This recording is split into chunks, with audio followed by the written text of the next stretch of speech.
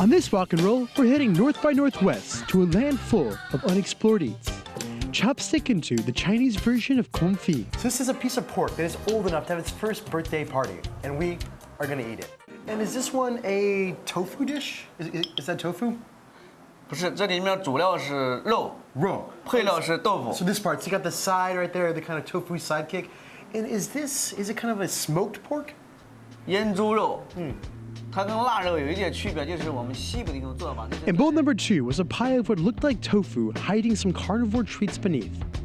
This dish is made of bean curd plus the secret ingredient of preserved pork. Its preparation is along the lines of confit.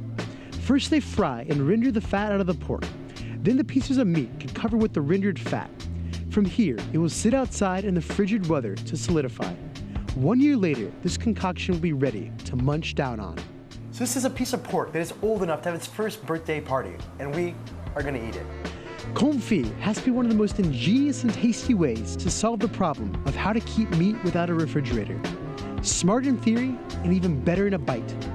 Yeah, because I've had before, lots of preserved meats on the show. But then what's interesting is, the way it's been cooked in fat. Just the meat has this very different texture. Like the fat, the fat that's still inside of this is so soft. It's kind of like a jelly of sorts. Then the meat has a good texture to it. It's less dry than a smoked meat would. That's just crazy, and that's still so tasty. Like even 1 year later, that's some smart eats.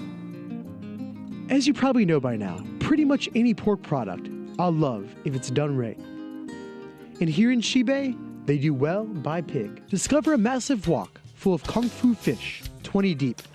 味道很好吧？ All that and more on this Wok-n-Roll.